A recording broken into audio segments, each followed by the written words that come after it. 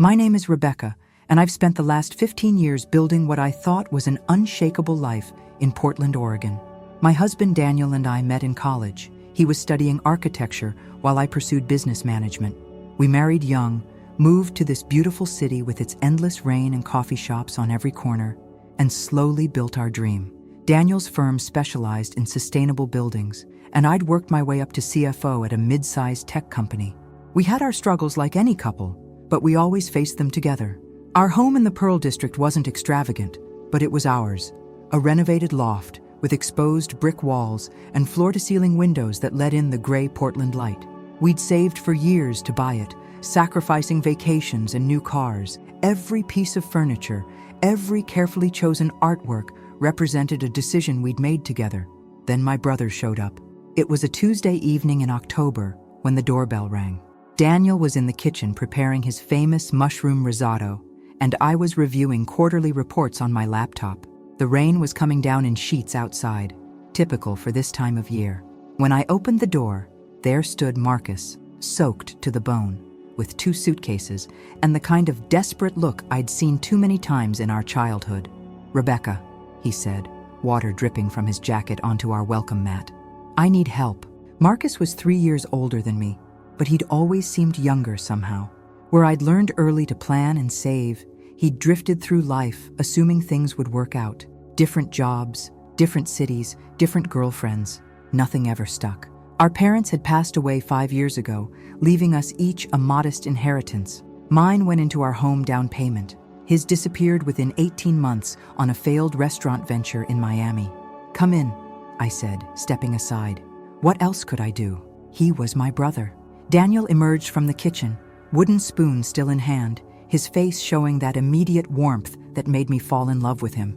"Marcus, what a surprise. Come in, you must be freezing." Over dinner, Marcus explained his situation. He'd been living in Seattle, working as a manager at a startup that had just gone under. His apartment lease was ending, he had no savings, and he needed a place to stay, just for a few weeks, while he got back on his feet. "Of course you can stay," Daniel said before I could formulate a response. "The guest room is yours as long as you need it." I felt a knot form in my stomach. Daniel's kindness was one of his best qualities, but it also made him vulnerable. I'd seen Marcus exploit kindness before, with our parents, with friends, with former girlfriends. He had a gift for finding generous people and stretching their generosity until it snapped. "We should talk about some ground rules," I started, but Marcus interrupted. I know. I won't be a burden, I promise. I've got some interviews lined up already. 2 weeks, tops, and I'll be out of your hair." Daniel smiled and refilled Marcus's wine glass. I stayed quiet, pushing risotto around my plate, watching my brother charm my husband with stories about Seattle and promises about his future. The rain continued outside, and I couldn't shake the feeling that this storm was just beginning. 2 weeks turned into 4, then 6, then 2 months. At first, Marcus made an effort. He'd leave early for interviews, return with stories about promising opportunities that just needed one more follow-up. He'd offer to cook dinner, though his cooking inevitably left the kitchen a disaster that I'd end up cleaning. He'd promised to contribute to groceries, but never had his wallet when it was time to pay. Daniel didn't seem to notice, or maybe he chose not to. He'd grown up as an only child in a warm, supportive family in Eugene, where everyone helped each other without question. He couldn't understand the complex, often toxic dynamics of the family I'd escaped. It was December now. Portland had transformed into its holiday glory. Lights strung across the streets, Christmas markets in Pioneer Courthouse Square, the smell of roasted chestnuts mixing with ever-present coffee. Daniel and I usually loved this season, but this year felt different. "Rebecca, I need to talk to you about something," Marcus said one Saturday morning. I was at the kitchen island reviewing our bank statements, something I did religiously every week. Daniel had taken an early morning run along the Willamette River. "What is it?" I didn't look up from my laptop. "You know I've been trying really hard to find something. The job market is brutal right now." He poured himself coffee from the pot I'd made. "I actually have this amazing opportunity. A friend from my Miami restaurant days wants me to help him open a new place in Portland. He just needs some startup capital." My hands stopped moving on the keyboard. "How much?" "20,000. I know it sounds like a lot, but no. You didn't let me finish. This is a real opportunity, Rebecca. He's got investors, a business plan, everything. He just needs a bridge loan until the main funding comes through. I'd pay you back within 6 months, with interest. I closed my laptop and finally looked at him.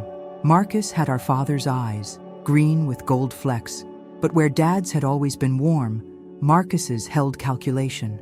I said no. Come on, sis. When have I ever asked you for anything? The laugh escaped before I could stop it. Are you serious right now? You've been living here rent-free for 2 months. We pay for your food, your utilities, everything.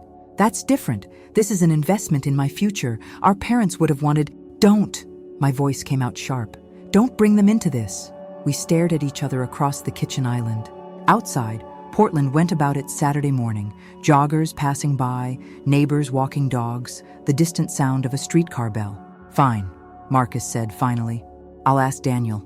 Those 4 words sent ice through my veins, because I knew what would happen. Daniel would see my brother's enthusiasm, would want to help, would feel guilty about our comfortable life while Marcus struggled. And Daniel had access to our accounts. That afternoon, while Daniel was at his firm catching up on a project, I went through our finances with a microscope. We had healthy savings, $85,000 in our joint account, built up over 15 years of careful planning. My parents' inheritance, Daniel's bonuses, my own raises, all of it carefully preserved for our future. We'd talked about maybe starting a family soon, or taking that trip to Italy we'd always dreamed about. I thought about Marcus's pattern.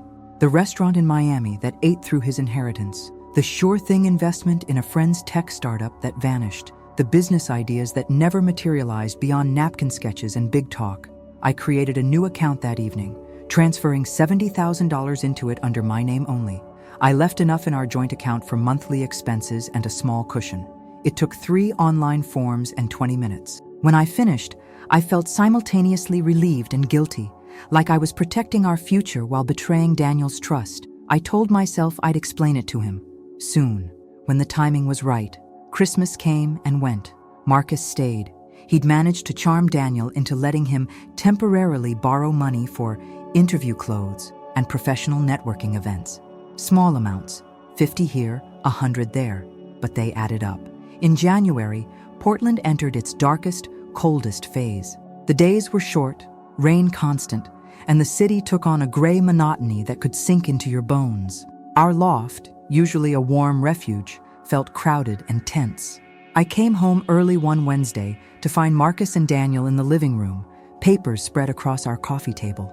They looked up when I entered, and I immediately knew.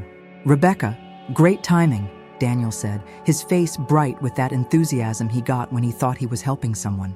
"Marcus has been showing me the business plan for this restaurant opportunity. It's really impressive." "Is it?" I set my bag down slowly, keeping my voice neutral. Marcus stood up. "I know you have reservations, but if you just look at the numbers— I've looked at numbers my whole career, Marcus. I know what real business plans look like. This is real. Daniel understands. He's willing to invest." "Invest what?"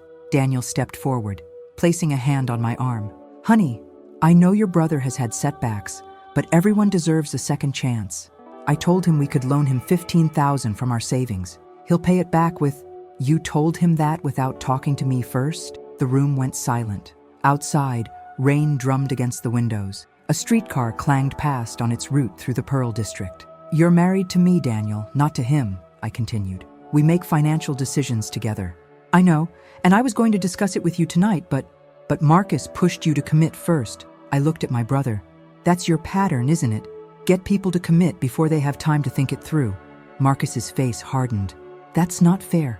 I'm trying to build something here. I'm trying to change." "You've been trying to change since you were 17. How many times did you promise Mom and Dad you'd get your act together? How many times did they bail you out? They were my parents too, Rebecca. Just because you were always the perfect daughter." "Perfect?" I worked my ass off to get where I am. I made sacrifices. I planned. I didn't assume someone would always be there to catch me. Daniel looked between us, confused and hurt. "Rebecca, what's going on? This isn't like you." "What's going on is that I moved most of our savings into an account under my name only 3 weeks ago." The words came out flat, final, because I knew this was coming. The silence that followed was absolute. Even the rain seemed to pause. "You did what?" Daniel's voice was barely a whisper. "I protected our future, our savings, everything we've worked for." You moved our money without telling me? You were going to give it away without asking me. That's not the same thing. Daniel's voice rose, something that rarely happened. We're supposed to be partners, Rebecca. You don't just make unilateral decisions about our finances. Neither do you. Marcus grabbed his jacket from the chair. I should go. No, stay, I said coldly. You should hear this. You should understand what you've done to my marriage. What I've done? I asked for help. I didn't force anyone to do anything, but he was moving toward the door. I'll pack my things. After he left the room, Daniel and I stood facing each other across the coffee table covered with worthless business plans. The man I loved looked at me like I was a stranger. How long have you been planning this? He asked. Since the day he showed up. You've been lying to me for months. I've been protecting us. From my own decisions? From my own family choices? He sat down heavily on the couch. I know Marcus has problems. I'm not blind, but he's your brother, Rebecca, and you're my wife. I thought we faced things together. We do, but Marcus doesn't face things. He runs from them, and he uses good people like you as stepping stones. So you just decided you knew better? Made financial decisions without me? Do you have any idea how that feels? I sat down across from him, suddenly exhausted. Do you have any idea how it feels to watch someone exploit the person you love? To know that your kindness is being used against you? We sat in silence, the weight of betrayal, both real and perceived, settling between us. Marcus left 2 days later. He found a friend with a couch in Beaverton and moved out with minimal drama. Before he left, I wrote him a check for $2,000. Enough to help him get started, not enough to enable him. I don't want your money, he said at the door, rain falling behind him. Take it, but understand this is the last time. I love you, Marcus, but I can't keep watching you sabotage yourself, and I won't let you sabotage my marriage. He took the check. We didn't hug. He just left, walking out into the January rain with his 2 suitcases, the same way he'd arrived. The real work began after he was gone. Daniel and I spent the next 3 weeks in couples therapy. It wasn't easy. He felt betrayed by my secrecy. I felt unheard about my legitimate concerns. Dr. Martinez, our therapist, helped us understand that we'd both made mistakes. Me by acting unilaterally. Daniel by making commitments without full discussion. You both have valid perspectives, she said during one session, but you stopped communicating. Rebecca, you decided Daniel couldn't be trusted to protect your shared interests. Daniel, you prioritized being generous over being a partner. We had hard conversations about money, about family, about trust, about how Daniel's desire to help everyone sometimes meant not protecting himself, about how my hypervigilance from childhood made me assume the worst. In February, as Portland began its slow emergence from winter darkness, we opened a new joint savings account. We deposited money from both our individual accounts and established clear rules. Any withdrawal over $500 required both signatures. Any family loan over $1,000 required a written agreement and discussion with our financial advisor. I should have talked to you first, I said one evening as we sat in our living room, finally feeling like our space again. About moving the money. You deserved that conversation. I should have asked more questions, Daniel replied. About Marcus's history, about your concerns. I was so focused on being helpful that I didn't listen to you. Spring arrived in Portland the way it always does, gradually, then suddenly. Cherry blossoms appeared overnight in Tom McCall Waterfront Park. The farmers' market opened for the season. The city remembered it had colors beyond gray. Marcus called in April. He'd found steady work as a restaurant manager at an established place in Selwood. Nothing glamorous, but stable. He'd started attending financial counseling sessions. I'm sorry, he said over the phone, for all of it. You were right. I've been using people my whole life, telling myself I'd pay them back, that the next thing would work out. But I never did the actual work. I'm proud of you, I told him, and meant it. We met for coffee in June at a cafe in Hawthorne. The conversation was careful, but real. He told me about his job, his counseling, his attempts to build something sustainable. I told him about the therapy, about rebuilding trust with Daniel, about the lessons we'd both learned. I want to pay you back, he said, the $2,000, and for the months I stayed with you. It might take a while, but just focus on building your own foundation first. We're okay. On our way home, Daniel and I walked through Laurelhurst Park. The roses were in full bloom, their scent mixing with cut grass and the distinctive smell of Portland after rain. Do you think he'll make it this time? Daniel asked. I think he's trying, really trying. That's all anyone can do. I've been thinking, Daniel said, taking my hand, about what Dr. Martinez said, about how we both have things we need to work on. I need to be better at setting boundaries, even with people I care about. And I need to be better at not assuming the worst, at trusting you to be my partner in decisions. We're going to mess up again, make mistakes. I know, but maybe we'll mess up together this time. We stopped at the Rose Garden, where couples and families were taking pictures in the golden evening light. Portland stretched around us, imperfect, rainy, beautiful, and ours. That night, I prepared Daniel's favorite meal, the mushroom risotto he'd been making the night Marcus first arrived. As I stirred the arborio rice, adding broth slowly and watching it transform, I thought about how relationships are like this, requiring patience, attention, the right ingredients added at the right time. Daniel came up behind me, wrapping his arms around my waist. "You know what I love about us?" he said. "We can survive the hard stuff. We don't run when things get complicated. Even when one of us freezes the bank accounts?" He laughed. "Even then. Though maybe let's not make that a regular thing. Deal?" We ate dinner at our kitchen island, talking about Daniel's new project, a community center designed to be completely carbon neutral, about my upcoming promotion, about maybe finally taking that trip to Italy we'd been dreaming about. Marcus texted me a photo later that night, him in his restaurant uniform, tired but smiling.